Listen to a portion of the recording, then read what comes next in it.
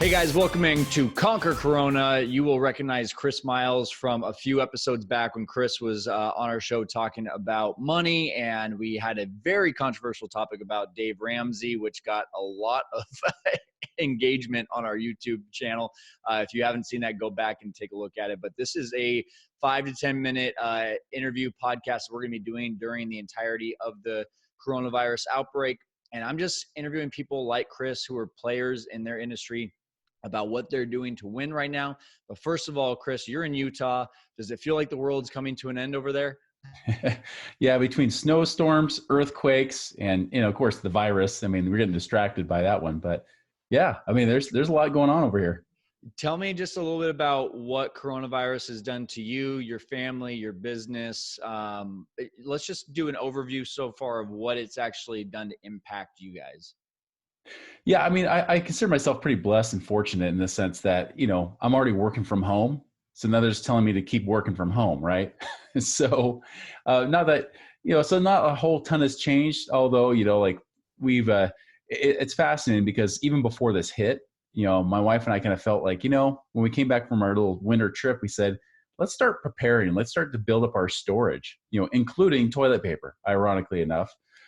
So we felt like we needed to prepare, like we felt like we needed to get some food in place and things like that. And even when this hit, like we weren't fully prepared. We still had to go buy fresh vegetables and fruits and things like that. But it definitely has changed in the sense of how we interact, it's just her and I right now. The kids are with their other parents because we have divorced, parents and stuff. So it's just the two of us. It's kind of weird. It's a little bit eerie, Well, and so right now, I want the audience just to hear really quickly in regards to your business. What do you do and what have you done so far? Well, actually, what do you do and how has this impacted your business? Let's start there. Yeah, if anything, it really hasn't impacted a whole lot because, for the last recession, right, I realized I should never be without multiple streams of income. So I've always had multiple streams coming in from different sources, whether through my business or through investments or whatever it might be. So right now, business-wise, actually, people are kind of reaching out and saying, crap, we need somebody to help us now, so it hasn't slowed down necessarily. But who knows? Anything can happen. And that's why I have those multiple streams of income. I have investments. I have my business with different streams coming in just in case, because if any of those hoses turn off, I still got, I got something like 15 or 16 different streams of income coming in. So if 2 or 3 get affected, I know I still have the other dozen or so, right? And that's kind of the goal. That's what I prepared for, was really for this moment. That's awesome. So just so people understand, you are helping other people to basically make money doing what they're passionate about and also to create multiple streams of income. So as people are calling you right now and asking you, what should I be doing? What's your biggest advice to them? Biggest advice is being liquid, having cash available. I just did a call with my clients this week. I do like a monthly call with all of them. And I said, hey guys, biggest thing is, one, make sure you're starting to really understand what, tracking your income and expenses. Don't get lazy on that. Really understand like what's essential, what's needed, tighten the belt if you have to. But do what's necessary there. 2, hopefully you have at least multiple streams of income from putting your money to use, right? Making it work for you and things like that. Kind of late for some people now, but some people still have cash sitting on the side wondering what to do. This could be the perfect opportune time to essentially buffer yourself in case there's layoffs or anything that could affect you. And then 3 is being liquid, right? So having cash reserves in place. So not investing every dollar you have, keeping some just in case. Have that emergency fund there for at least a good 3 to 6 months minimum, right? And you might even keep it extra on the side just in case. I've even had people go and max out their HELOCs. So, if they don't have a home equity line of credit, I'm like, this might be the time to get it. Mortgage rates are higher a little bit temporarily, but the HELOC rates came down. They came down 1.5% in the last 2 weeks. So it's a great time to say, hey, maybe I should tap in that home equity before the banks say no more. So if you've been using that whole strategy of doing the sweep account thing, right? Where you're taking your whole paycheck, putting into your home equity line of credit, then charging up to invest it, but then paying it down with your paychecks. Stop it. Do not do that at all. If anything, get your home equity line of credit run up, the balance run up to about the max, and then leave it there.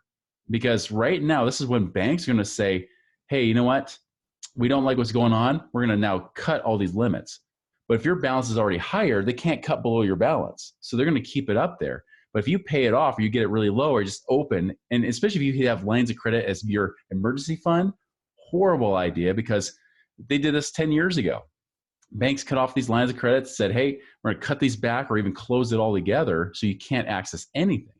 So if you've got money that you've been dumping into home equity line of credit, for example, don't. Like, actually keep that, pay the minimum payments, pay what you need to pay, but keep those things charged up.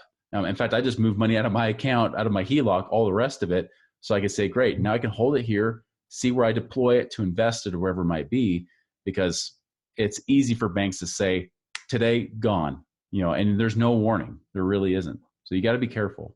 So I'm hearing a lot of, and by the way, if you hear background noise, my entire house right now where I'm working out of, because I'm working from home now, is being constructed on. So what I'm hearing from you, Chris, is stay liquid. Hopefully you've been storing some cash. If you haven't, stop putting it into things like HELOCs.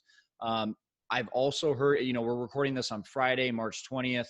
Not sure when this is going to air, but the NPR just came out with something today saying that it sounds like they're telling Congress is telling all lending companies to give people breaks on their mortgage for the next year, right? Which would be phenomenal. That would solve so many problems. But, I would say right now, on top of what you said, call your mortgage companies, see what they can do to help you out. Call your landlords, because if they're getting breaks in their mortgages, then they're probably going to be able to give you a break in your rent as well.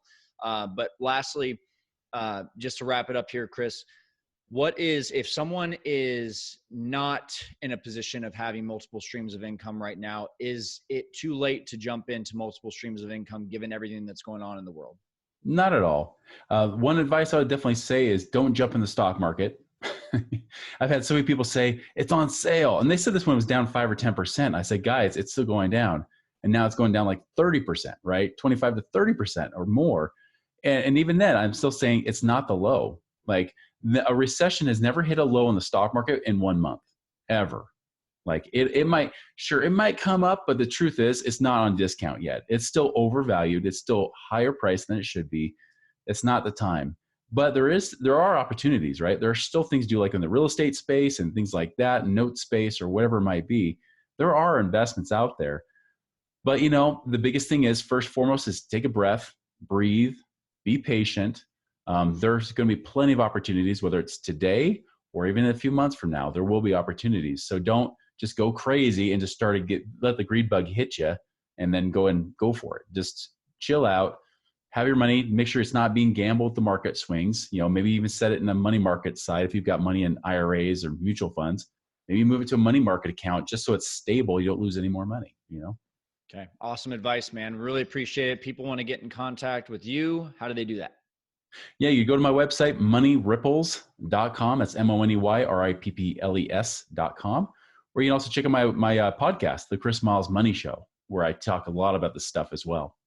Okay. You're the man, Chris. Thank you so much for helping us to conquer Corona today and to survive and thrive.